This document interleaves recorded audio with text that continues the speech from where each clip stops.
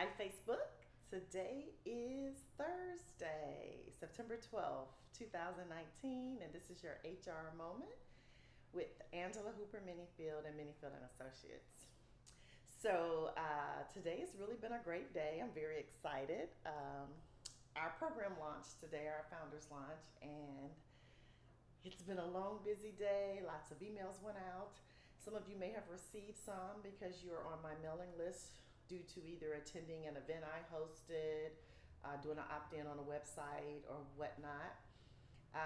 So I just want to thank you for your support, and I do ask that you take the time to read our official program launch email. It's not very long.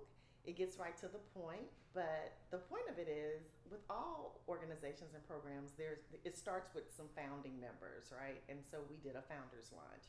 One of the great things about a founders launch is it'll never happen again.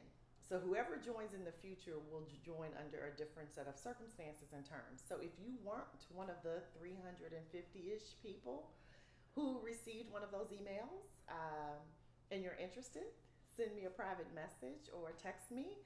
My number is 901-736-0230. You can send me a message at that number. So let's talk about today's HR moment.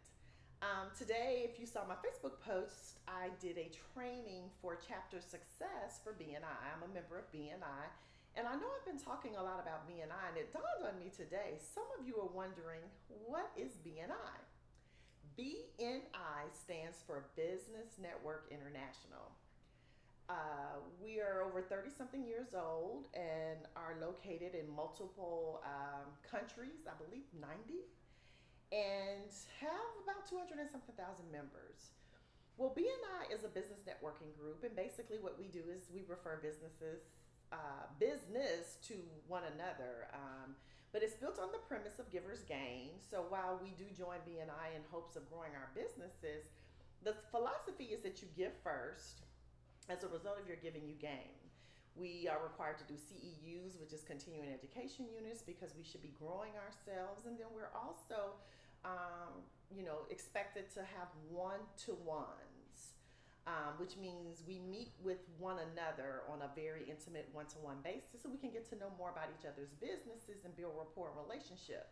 Because what I have come to know, have heard it for years, but truly realize now, is people buy from people they like, trust, and know, right? So how do you get to like, trust, and know someone if you don't spend time with them to get to know them, to learn about them, their business, what kind of, integrity do they have? And so BNI does a really good job of encouraging us to get to know each other. And as a result of that, as we hear things in our daily comings and goings, if someone says, hey, I'm really thinking about buying a house, I need a real estate agent. Oh, well, there's a real estate agent in my BNI group. Let me connect you guys. And so that's, it's organic. It's not forced. But again, you can't refer what you don't know. So anyway, I'm the incoming president. Our new year starts October 1. And so today was a training for all the leadership team. And as we were sitting there, some of the questions that I started to hear, I laughed to myself because I'm like, these are supervision one-on-one type questions. Because again, a lot of people are in business doing very well at it, but they've never had to manage other adults, other people. And so often when I talk to people and say, hey, I work with supervisors, I help people manage and lead, the response will be, well, I don't need to know how to do that because it's just me. I'm a solopreneur, entrepreneur. Yes, you do. If you are working on any kind of committees and working with other grown people, you need to understand the nuances of leveraging that influence that you have and getting people to do what you need done. So one of the things that, a common question that came up today was, how do I get the people on my leadership team to be accountable, do what they say they're going to do?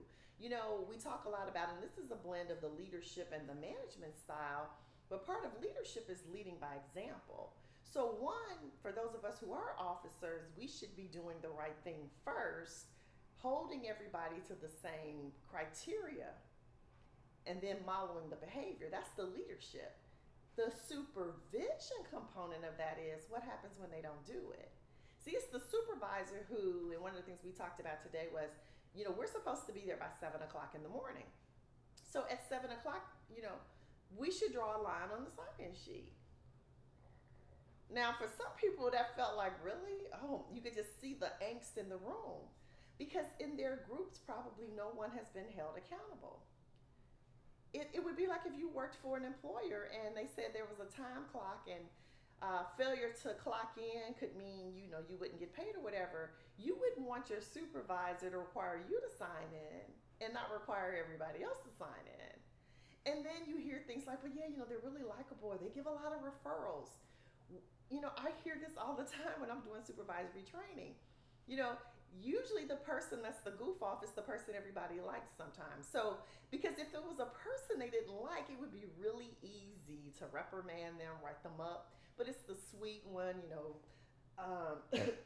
some offices it's the person who, brings the cookies and the gifts and, is friendly to everybody, but you look up and they haven't accomplished anything. I even worked in one work environment where one of the ladies, she was really nice, and I felt this was a little passive aggressive, but what she would do is she would use as an excuse not to do her work that she was reading her Bible. Yeah, that's what I said. She was reading her Bible. Now think about that for a minute. Most supervisors feel very uncomfortable, reprimanding people anyway, or, calling them on the carpet, so to speak, to have them do what they need to do, because that's just an uncomfortable place to be. Then you add the Bible component, like, really? So now I have to go tell her, not only is she not doing the right thing, but stop reading your Bible. I felt it was a little passive aggressive because I felt as if, she kind of knew what she was doing. But the point of this story is she can't sit at her desk and read her Bible when she's supposed to be working if I can't sit at my desk and watch YouTube or, Netflix. If it's working time, it's working time for everybody. And so this thing about, well, this person is liked and, they're really nice, we can't do that. But again, most of us think these types of things only happen in the workplace. They happen in public organizations, civic organizations. I'm sure they happen in places of worship. There's hierarchy everywhere. There are committee heads, team leads, and things like that everywhere. We have to learn how to supervise.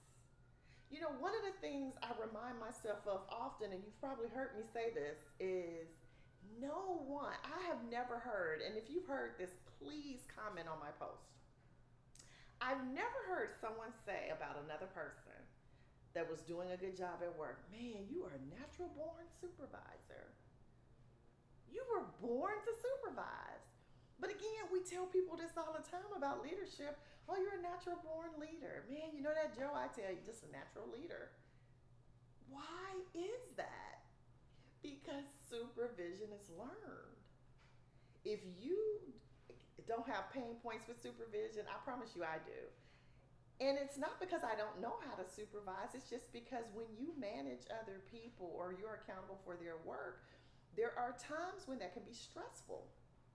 And what we want to do with this supervisory launch program is take the stress out of supervision.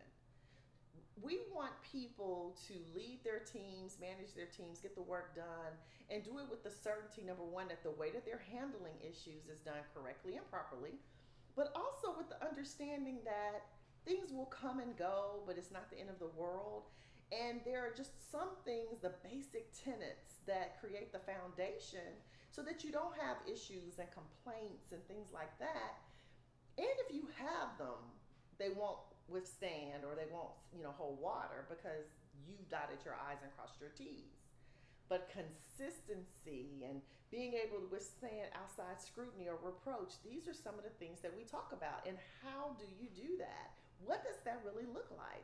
So going back to this B&I example, it looks like without fail, regardless if it's me, the president or incoming president or whomever, if someone is not here by 7 o'clock, the line should be drawn if that's the policy. When I used to work for the USDA, that was one of my things. You're either on time or you're not. It's kind of like being pregnant, right? You can't be a little pregnant. So you really can't be a little late. You're either late or you're on time. Um, Everybody didn't like that. I actually had a complaint filed against me once because I docked someone. And basically, after the complaint got filed, the response was, while it's strict, it's evenly applied and fair. So there was no basis to the complaint, and it didn't even get past the informal stage. But the point I'm making is, had I said, well, I understand you were sick, you had a flat tire, the train came, and I started adjudicating whether someone was late or not, who made me judge and jury? Like, which excuses are really the good ones? What are the excuses that say, oh, well, yeah, you can be late? And which excuses are just excuses? So, in order to not get put myself and my organization in a position that we have to have other people tell us if we're being equitable, we just say you're either late or you're on time. Now, you can call ahead and do all those other things, take leave. We don't care how you handle it. That's a conversation for another day based on your time and attendance policies.